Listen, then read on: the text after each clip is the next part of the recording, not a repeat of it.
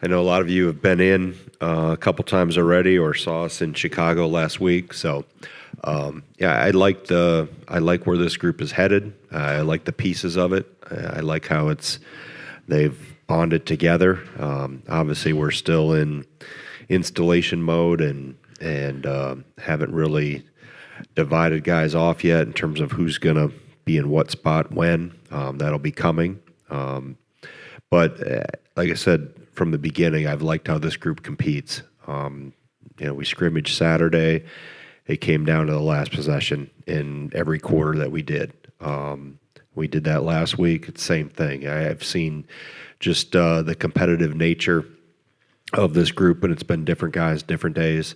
But we got to continue to get better on both ends of the floor, and we'll use this week and then turn the lights on Sunday and let the fans see us as well. And then next week for Oklahoma, we'll use the most of next week to prepare for them.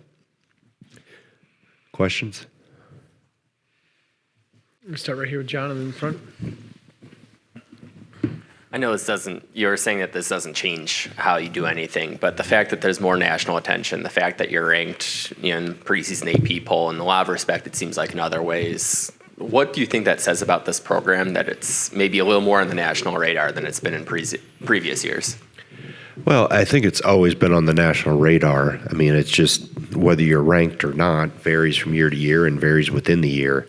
I think this program is very well respected nationally. I think it's been extremely stable and extremely consistent over the last 25 plus years. So that's, that whether you get ranked right away, how high you get ranked, really that's irrelevant. I mean, you still have to go play the games, as I've talked to the team about.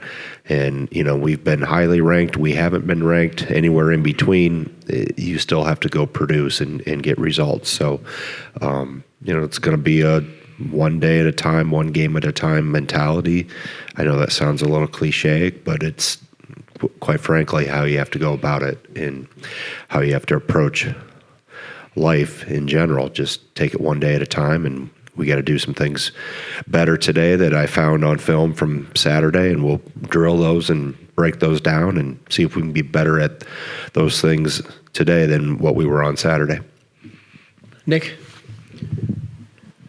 Hey, Greg, I know we talked about a good amount about the freshmen at Big Ten Media Days, but I think John and Nolan both kind of were impressed with some of their professionalism and how those guys approach the game already. On top of their skill set, just what has stood out about those four guys in terms of their approach and maturity at such a young age? Yeah, I think that one of those last words you used, maturity, is the thing I see with those four guys. I mean, obviously, Alexis and Hayden have had a lot of experiences worldwide and playing with their national teams and other teams they've been on. So I think that's expedited their maturity. And then with Zach and Will, they've come in humble, eager, hungry. They're both physically well advanced for freshmen. They've bought in and dove in from day one when they got here in June, but I think they knew why they were coming here, and that, again, to go back to some things we talked about last week of when you recruit freshmen, specifically now in this era, you have to recruit the guys and get the guys that really want to be here and know that they have the long game in mind. And those two of those four really have been, like I said, really mature with their approach. I think there's different things that help each of them. I said Belauskas and Jones, I think the experience they've had internationally has been huge for them. And then, like I said, those other two have come in with a very mature approach. So that helps them. They understand and they listen and they learn and they compete. They don't back down from the older guys, which is good. And the older guys respect that. Michael? I believe you used two different starting lineups in the two exhibitions you had last year. I guess, how do you expect to handle the rotations as you go throughout the preseason too? Well, I think there's 10 to 12 guys that could be in the mix. Idealistically, you'd like to be able to play 10. How each game plays out determines whether you can do that or not and to what extent. I think that's something will be working through, and not only the exhibition games. I did use 2 different starting lineups. Oh, because Klesmet was still coming off his injury, so I didn't throw him in. You have a better memory than I forget last year. So yeah, I mean, we'll work through rotations, and I have to learn, they have to learn, and we'll see where we are. But I like the depth of this group. I'm going to have some tough decisions to make. Ron. Hey, Coach, going back to the freshmen, each of the 4 come in with a different level of experience. What are the factors you're looking for from that group for them to see the core early? Well, I think Palauskas and Jones, because of their international and their playing experience, has put them, I don't want to say, I will say ahead of, maybe not ahead of Will or Zach, but just ahead of your normal freshman. You know, Alexis is going to be 20 here in another, 40 days or so. So he's maturity-wise, he's a little older, a little more physically mature. And again, I just can't discount how valuable what they've experienced in the World Cups and the Euro Cups and the things they've been a part of. We'll see when we get lights on and we really have to perform in front of a crowd. But, what they've done on the court has been impressive. And then Will, I think he's probably the one of the 4 new guys that's caught everybody on the staff by surprise. Just how, I knew he was going to be big and get bigger as time went on, but he's been, from a physical standpoint, from run, jump, catch, rebound above the rim, finish above the rim. He's been he's further along than I thought he would be, and he's really taken some jumps, here since June. So for him, again, when we get into live action and get into games, how does he respond? And Zach's just been, Zach's a bulldog. I can see Zach being a gamer. He knocked down big shots on Saturday in our scrimmage, and so like I said, they all bring something a little bit different in terms of their skill set. I think Palauskas can play both post positions. Jones has been really good at the point, and at 6'6", 6'7", that's a heck of a weapon to have somebody like that that can handle the ball that well and make good decisions. And obviously Zach and Will specifically bring something that we don't have a lot of and haven't had a rim runner guy that big that can move like that in a while. Right there. Hi, Coach. When you talk about the navigating the new college environment, what is a non-negotiable when you talk about Wisconsin identity that you look for in a recruit, whether it's their 4th year with you guys or they're coming in for their 1st year? Yeah, it's a good question. I think you start really and end with the quality of the people. And it's not only the quality of the individual, the student athlete, but also what we label as the external, the people around them. Whether it's parents, whether it's coaches, whether it's agent, whether it's, people that are involved or in their inner circle, you just evaluate that. And I think we've always done really well with really good people. And what that entails is they have to understand that they're becoming part of something bigger than themselves. And they become us. We don't become them.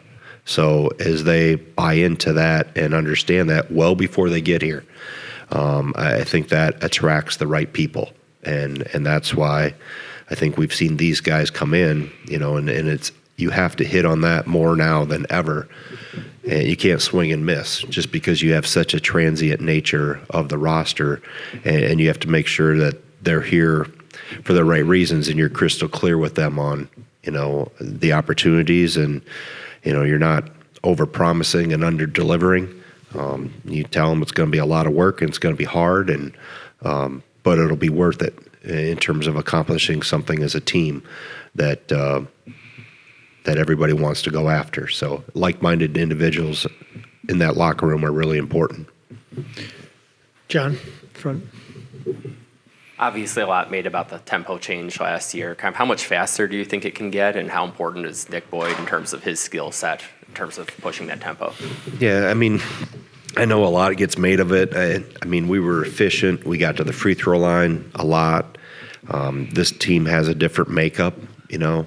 There's not a John Tanjay out there, but there's other people that have different skill sets. So I don't necessarily put a stopwatch on them and say, you know, it's about being efficient. And if you play faster in transition, Nick brings that element. I mean, Nick definitely has an extra gear that maybe we didn't have last year with as a point guard. So, but we've got to find that, you know, that happy medium there. There's going to be, as I talked to him, either Friday or Saturday, he's got to know when he's on the interstate and when he's driving in a school zone, because there's, you know, you can't speed in a school zone because bad things happen. So just understanding, you know, when to and when not. And as a point guard, you have to have a change of pace. You know, you have to throw a curveball and a change up here or there. So that's, I think, something. And then the people that are around him, the bigs getting used to where he delivers the ball and how fast it comes at you, and get ready because it's probably coming near your head. So just, and then the other guys running with him, and he's not the only one. I think JB pushes it pretty well. Zach pushes it pretty well. Hayden does a good job of seeing up the floor. So I am more concerned with the efficiency than I am how fast it comes. Evan. Coach, you've seen a lot of guys in your profession, including some, you know, historic, long-tenured coaches getting out and, you know, citing they don't want to navigate in this era. You've seen others jump to probably better NIL situations. You've been coaching 30 years now, last 11 as head coach at Wisconsin. Most of, you know, your years have been with the Badgers. Just what kind of gets you going to continue to do this at the same program? The desire to compete. And I think you still boil down to why you got in this profession 35 years ago. When I took my first junior high job, it was a matter of wanting to teach and help young people, and obviously they've become older since that group of 13-year-olds back in 1990. But still the favorite part of my day is when we walk in that practice court and the door's shut and we get to work and get to practice and teach and help guys get better. And it's still and I would ask, you know, I'd hear head coaches when I was an assistant for those 23 years always say that was always their favorite part. And I could never figure out why they didn't say the game day or why they didn't say all the bright lights and the TV and everything like that. And now I know. Now I understand why they said, because it takes you back to why you got in the profession. You know, you got in it to be in the gym and a love of the game and helping people compete. And yes, you want to chase championships and win at the highest level, but the root of it starts with working with your team and seeing how you can get them to come together and how you can get them to buy in and see and believe and see what your vision is for them. I think that's ultimately the quest that each year brings. Let's go. Yeah, Michael. Nolan's put a lot of work into being able to guard fives and just put more weight on. I guess, what's your level of comfort in the depth behind him, that there's another player who's ready to play that could guard the same types of guys? Yeah, I think there's, you know, I have 3 or 4 there that bring a variety of things. I think Belauskas probably brings a combination of mobility and physicality. I think Gray brings a level of physicality and a little different, a little more nimble with his feet. Garlock brings a tremendous size. And then Greppy, I think, you know, in that, if it comes to a point where it's an extremely big physical individual, and I think they're still jockeying for position, so to speak, around that. But you know, I think there's different combinations. They all have to get better, and I think that's, you know, we'll continue to work on that always. But it's not always the guy guarding the big too. That I know everything gets made about. A lot gets made about the matchups, Mike, but it's the other pieces around. Is our ball pressure good enough? Are we squeezing gaps? Are we digging? We'll actually do a post dig drill today. where we can squeeze and put pressure on a post player that's starting to maneuver. So there's a lot more that goes into it than just, their big guy being guarded by our big guy. So there's other components to it. There's some of it is an individual matchup, keeping the ball out of position, out of the post as much as possible, keeping someone off the glass as much as possible. But the other 4 pieces around that individual are really important to make sure that guy's effective. Let's go Rohan, then Pablo.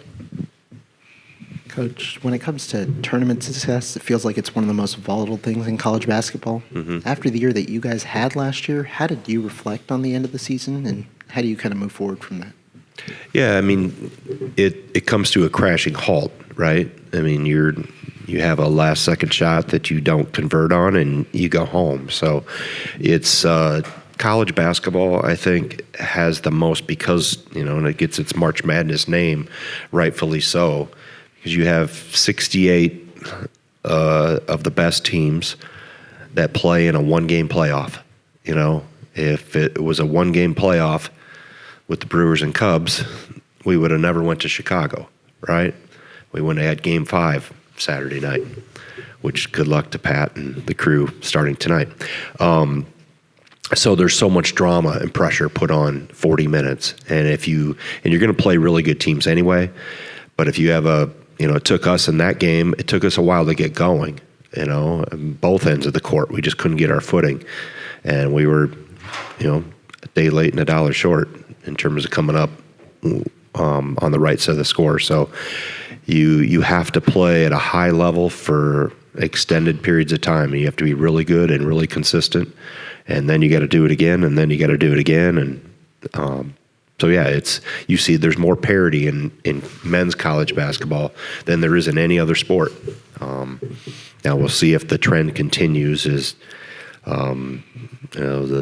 The mid-major had a hard time last year in the NCAA tournament, and I had my theories of the portal and NIL has kind of tipped the scales in the more of the Power Fours direction, but there's a lot of really good teams, and the portal has created a lot of balance. It's spread players out, so you fight like crazy to get there, and you want it the highest seed possible. That's goals down the road. The first one here is we get into the non-conference and play as well as possible and try to win that tournament in San Diego, and then get ready for regular season of the Big Ten, and then we march through that. And you get Big Ten tournament, then if you play well enough, you get to go to the NCAA tournament, and everybody always gets wrapped up in that March, and rightfully so. I get it; it gets a lot of eyeballs, but if you don't play well in December, January, February, you're not going to be there in March. So and there's so many good games and so many good experiences that happen that if people start just tuning in March, they've missed a lot of really good basketball, and you'll see a journey of a team. The story gets written as you go through those 4 or 5 months. Pablo. Greg, whether it's the returners or the newcomers that you have, what do you think the mark that last year's team left? What do you think that mark that they left on these guys influences them to keep performing at that level or push even further? Yeah, I think those were, all 7 or 8 of them did a really good job of being team first guys, and they put a lot of work in. They were very unselfish. I mean, they're all still, to my knowledge, they're all still playing. I know one, Hodges, is playing at Montana State, and the rest are all playing professionally. Klesman's coming back off summer ankle surgery, so he's still in the process of working his way back to full throttle from that. But everybody else is still. Am I missing anybody, Patrick? No, everybody else I think is. everybody is playing. So Kamari's in Bosnia. Gilly is in the Netherlands. Marcus is in Estonia and playing really well from the latest report I got. He's probably going to be on move to a team maybe in Latvia. Obviously, Tanjay's with the Jazz. Steve is with the Jazz. Miss anybody? I think that's everybody. So the thing with that group is how they bonded together. That group really wanted to win and play for each other, and that's what made them special. Go in the back. In the Brewers jersey. Thanks. Thanks. Greg, I wanted to ask about your tournament coming up in November a little bit and just the evolution of MTEs now that the Players Era Festival has kind of disrupted a lot of it. You know, the Atlantis Fields, the Maui Field tournaments you've played in recently, and Right. Kansas was going to play with you all in San Diego, but is now playing in the Players Era. Right. I kind of just wonder what you either envision the future of that, you know, those MTEs in that time of year is going to be, or what you would like it to look like. It's changed immensely overnight, quickly, as you've seen. You know, the MTEs, because and now we've changed. There's been a rule change too, where you're allowed to, you know, you play X number of games, 32, and that's it. Going forward after this year, so you don't have to be in an MTE to get extra games. That was always the advantage of being in an MTE, was you would get an extra game or two. And obviously you'd see great competition, but the neutral site games have really become prevalent. You mentioned the Players Era. There's others that are, you know, they're the goal behind them or the motive behind them. Obviously, we're in, you know, let's not ignore the elephant in the room. You know, NIL resources are important. They're vital, and those opportunities provide probably a bigger platform for that maybe some of the MTEs haven't been able to swing as big a stick yet, so to speak. So I think that's why you're seeing the transformation or transition to a lot of these one-off games happening everywhere. You know, that combined with the rule change doesn't necessarily lock you into having to go to an MTE each year. So I think that's still being written on where this is going to go. You know, are the one-off neutral site games still going to be the most financially, I guess, best way to do, most financially enhancing for each program? And you have to evaluate that. We're already in discussions and evaluating opportunities for next year, both MTE and single game neutral site type of contest. Right here. Time for a couple more. Hey, Coach. Badger fans got to see John Tonje emerge and grow into the best version of himself in his only year as a Badger. What does a story like Tonje say about this program's ability to develop its players and help them reach their full potential? Yeah, that's a good question. I mean, it starts with John coming in very open-minded. I said many times coming into his sixth year, his third school, that he could have easily come in with all the answers, knowing he only had 8 months to go, and he was the complete opposite. He asked a lot of questions. He had an extra notepad in addition to the notebook that every player has. He was constantly taking notes. He was constantly watching film. You know, he just bought in and he listened. He didn't try to force his way into the chemistry of the team. He let it happen organically, and his teammates did a great job of welcoming him in, and then he continued to get better. You know, he was a great listener. He asked the right questions. He worked on his game. He was in the gym early every morning. He had a routine that he stuck to, and just continued to work. And that's what he's got to do now too with Utah, is to continue to work and improve his game and continue to find ways to impact that team just like he did with us. So it really starts with his unselfishness. That's, if you're willing to listen and learn and be unselfish and commit yourself to be a part of something bigger than yourself, as I said before, good things are probably going to happen. Doesn't guarantee it, but it puts the odds in your favor quite a bit. Let's go Payne and then John. Coach, just talking on some of the transfers, it seems like Andrew Rohde is a guy that can kind of be a do-it-all type of player, just what does his sort of dynamic skill set bring to the backcourt? Yeah, I think, ironically, his best skill set maybe is passing. I mean, I think between Nick and JB and Andrew together in the backcourt, they all kind of complement each other. They're all a little different from the other. But Andrew, I mean, the size and his experience, I think, really jump out.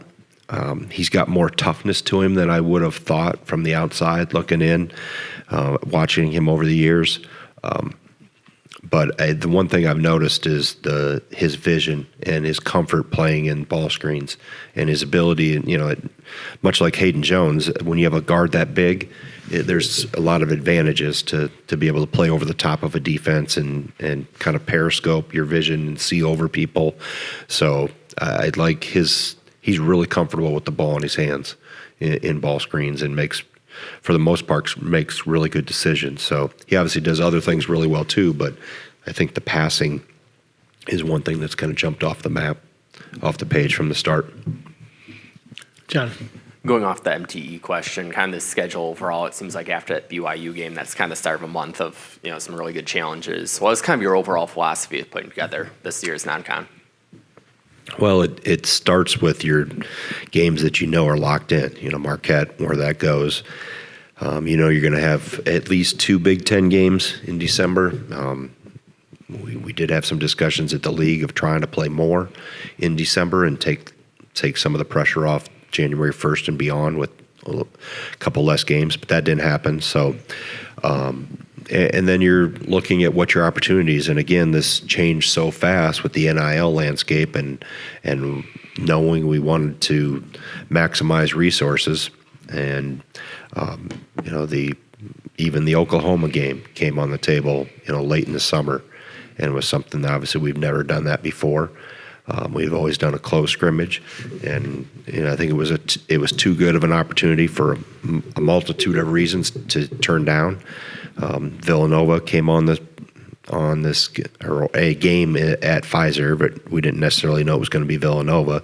But that was an opportunity. So I would say, typically we would schedule out years in advance, and now because the landscape has changed so much in terms of what the opportunities each game or each venue or each event organizer may provide, that you're probably not doing it in long range plan like we had in the past. So it's you're a little more flexible. You want to stay flexible and not lock in unnecessary games too early, knowing that there's probably some other bigger opportunity looming out there.